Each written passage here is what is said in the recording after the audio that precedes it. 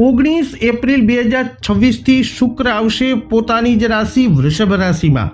તો તમારા કયા ક્ષેત્રોને કરશે પ્રભાવિત, કેવું રહેશે પ્રેમ જીવન વગેરે આ વિડીયોમાં ચર્ચા કરીશું ધન, મકર, કુંભ તથા મીન રાશિના જાતકોની। તો નમસ્કાર મિત્રો, અંબા એસ્ટ્રોલોજી ગુજરાતી ચેનલમાં આપ બધાનું ખૂબ ખૂબ હાર્દિક સ્વાગત છે। મિત્રો, નિયમિત જ્યોતિષીય માર્ગદર્શનને લગતા વિડીયો જોવા માટે તમે અમારી ચેનલ અત્યારે જ સબસ્ક્રાઇબ કરો। આ વિડીયોને લાઇક અને શેર કરવાનું ભૂલશો નહીં। જ્યોતિષને લગતા મૂંઝવતા પ્રશ્નોના સમાધાન માટે તમે અમારો સંપર્ક કરી શકો છો। મિત્રો, વૈદિક જ્યોતિષ શાસ્ત્રમાં ગ્રહ ગોચરનું મહત્વ છે, જેનો પ્રભાવ તમામ જાતકો ઉપર પડે છે। વૈદિક જ્યોતિષ શાસ્ત્રમાં જણાવ્યા અનુસાર ચોક્કસ સમયગાળા દરમિયાન દરેક ગ્રહ એક રાશિમાંથી બીજી રાશિમાં પરિવર્તન કરે છે। ધન, ભૌતિક સુખ અને ઐશ્વર્ય અને પ્રેમના કારક ગ્રહ શુક્ર એ 19 એપ્રિલ 2026ના રોજ બપોરે 3 કલાક અને 28 મિનિટે પોતાની જ રાશિ વૃષભ રાશિમાં પ્રવેશ કરી રહ્યા છે। શુક્ર પોતાની જ રાશિમાં પ્રવેશ કરી અને ખૂબ જ બલવાન બનશે અને ઘણા લોકોના જીવનમાં સકારાત્મક બદલાવ પણ કરશે। કોઈ પણ ગ્રહનું પોતાની રાશિમાં ગોચર એ વૈદિક જ્યોતિષમાં ખૂબ જ શુભ માનવામાં આવે છે। શુક્રના રાશિ પરિવર્તનથી કેટલીક રાશિના લોકોને વિશેષ લાભ મળી શકે છે। તો આગામી દિવસોમાં તમારી રાશિમાં શુક્રના ગોચરથી કેવા થશે ફેરફાર, આ વિડીયોમાં અંત સુધી અમારી સાથે જોડાયેલા રહેજો। સર્વપ્રથમ વાત કરીશું જેમના નામના અક્ષરો હોય છે ભ, ધ, ફ, ઢ, ધન રાશિની। ધનુ રાશિના જાતકો માટે શુક્રનું આ ગોચર તમારી કુંડળીના 6થા ભાવમાં થશે અને તે પોતાની રાશિ વૃષભમાં જ સ્થિત થવાના છે।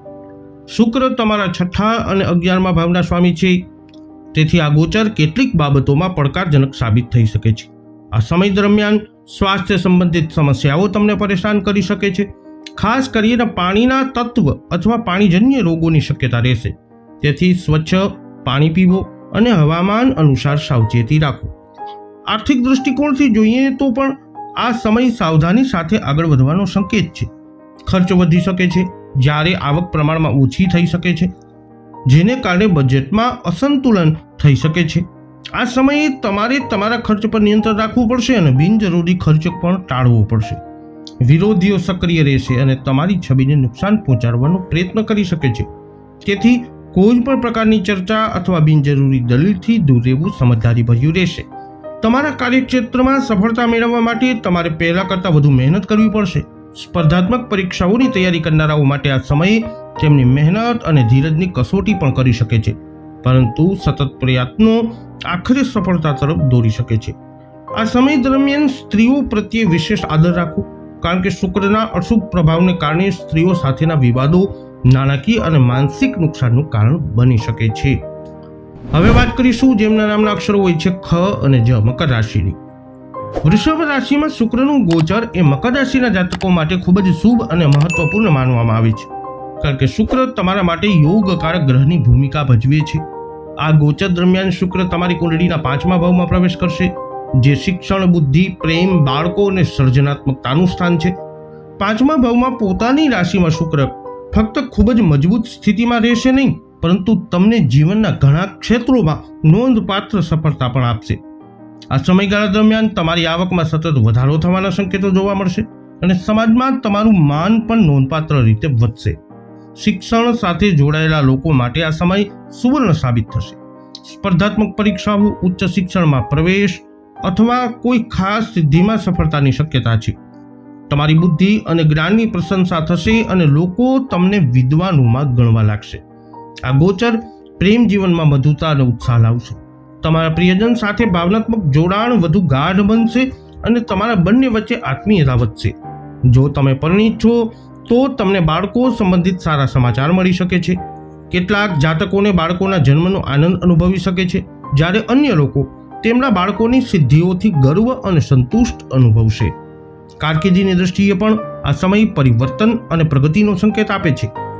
જે લોકો પોતાની નોકરી બદલવાનું વિચારી રહ્યા છે તેમના માટે આ સમય અનુકૂળ રહેશે। જો તમે કોઈ કારણોસર તમારી નોકરી ગુમાવી દીધી હોય તો આ ગોચર સમયગાળા દરમિયાન નવી નોકરી મળવાની પ્રબળ સંભાવના છે। આ સમય વ્યાવસાયિકો માટે પણ ખૂબ ફાયદાકારક સાબિત થશે અને નવી તકો તમારા દરવાજો ખટખટાવશે।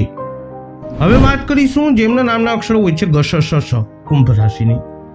વૃષભ રાશિમાં શુક્રનું ગોચર કુંભ રાશિના લોકોના જીવનમાં સુખ શાંતિ અને ભૌતિક સુખ લાવશે. આ ગોચર સમયગાળા દરમિયાન શુક્ર તમારી કુંડળીના ચોથા ભાવમાં પ્રવેશ કરશે, જે સુખ સુવિધાઓ, ઘર, વાહન, માતા સાથે સંબંધિત છે. ચોથા ભાવમાં પોતાની રાશિમાં રહેલા શુક્ર ખૂબ જ શુભ પરિણામો આપે છે.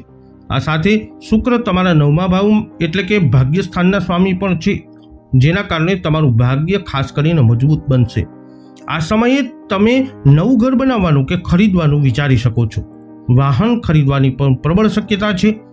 જો તમારી પાસે પહેલેથી જ ઘર છે તો તેને તેની સજાવટ અને આંતરિક બાબતો પર ખર્ચ કરી અને તેને વધુ સુંદર બનાવવાનું મન બનાવશો.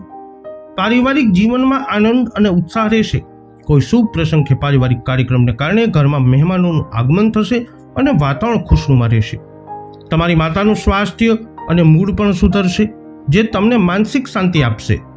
આ ગોચર કાર્યસ્થળ પર અનુકૂળ પરિણામો લાવશે. તમારી મહેનતની પ્રશંસા થશે અને તમારી ઉપરી અધિકારીઓ તરફથી તમને પ્રશંસા મળશે. કારકિર્દીમાં ઉન્નતિની તકો તમારી રાહ જોઈ રહી છે. જો તમે મિલકતમાં રોકાણ કર્યું છે તો તેનાથી સારો નફો થવાની સંભાવના છે. વિદેશમાં રહેતા લોકો માટે ઘરે પાછા ફરવાની અથવા પરિવારને મળવાની તક મળી શકે છે. પરિવાર સાથે સમય વિતાવવાથી તમારો માનસિક તણાવ ઓછો થશે અને તમે આંતરિક શાંતિનો અનુભવ કરશો. અંતમાં વાત કરીએ જેમના નામના અક્ષરો હોય છે દ, ચ, જ, થ, મીન રાશિની. મીન રાશિના જાતકો માટે શુક્ર ત્રીજા અને આઠમા ભાવના સ્વામી છે અને આ ગોચર અને એના સમયગાળા દરમિયાન તે તમારા ત્રીજા ભાવમાં પ્રવેશ કરશે. આ ગોચર એ સંપૂર્ણપણે અનુકૂળ માનવામાં આવતું નથી, તેથી તમારે આ સમયગાળા દરમિયાન ખાસ કરીને સ્વાસ્થ્યના મામલામાં વધુ કાળજી લેવાની જરૂરત પડશે. તમે શારીરિક થાક, મોસમી રોગો અથવા નબળાઈ અનુભવી શકો છો. તેથી તમારી દિનચર્યા અને આહાર ઉપર ધ્યાન આપવું ખૂબ જ મહત્વપૂર્ણ છે. જો કે આ સમય મુસાફરીની દ્રષ્ટિએ ફાયદાકારક બની શકે છે. ટૂંકી કે લાંબી મુસાફરી ફક્ત તમારા મનને તાજગી આપશે નહીં, પરંતુ તમને કોઈ મહત્વપૂર્ણ વ્યક્તિને મળવાની તક પણ આપી શકે છે. નાણાકીય દ્રષ્ટિએ તમારી આવક ધીમે ધીમે વધશે અને આ સમય દરમિયાન તમારા ભાઈ બહેનોને પણ સારો નફો મળી શકે છે, જેનાથી પરિવારમાં ખુશીઓનું વાતાવરણ બનશે. આ ગોચર દરમિયાન માનસિક તણાવની સ્થિતિ પણ ઊભી થઈ શકે છે અને તમારે કાર્યસ્થળ પર તમારા સાથીદારો પર વધુ આધાર રાખવો પડશે. સારા સમાચાર એ છે કે તેઓ તમારા સાથી સાબિત થશે અને તમારા પરસ્પર સંબંધો વધુ મજબૂત બનશે, જેનો તમારા કાર્ય પર સકારાત્મક પ્રભાવ પડશે. આ સમયે તમે તમારા જૂના શોખમાંથી કોઈ એકને ફરીથી અપનાવવાનું અથવા કલા, સંગીત, લેખન વગેરે જેવા સર્જનાત્મક ક્ષેત્રોમાં કંઈક નવું કરવાનો પ્રયત્ન કરવાનું નક્કી કરી શકો છો. જો તમે આ કરશો તો તમને ફક્ત સંતોષ નહીં, પરંતુ સમાજમાં તમારી ઓળખ અને સન્માન પણ મળશે અને સન્માનમાં વધારો પણ થશે.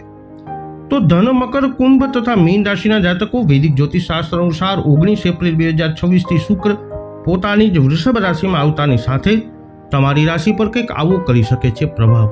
આ વિડીયો અંગેના તમારા અભિપ્રાય, તમારા મંતવ્ય કોમેન્ટમાં જણાવજો. વિડીયોને લાઇક કરજો, શેર કરજો. હજુ સુધી આપે અમારી ચેનલને સબસ્ક્રાઇબ નથી કરી તો અવશ્ય કરી લેજો. ફરી મળીશું નવા વિડીયોમાં. જય હિન્દ.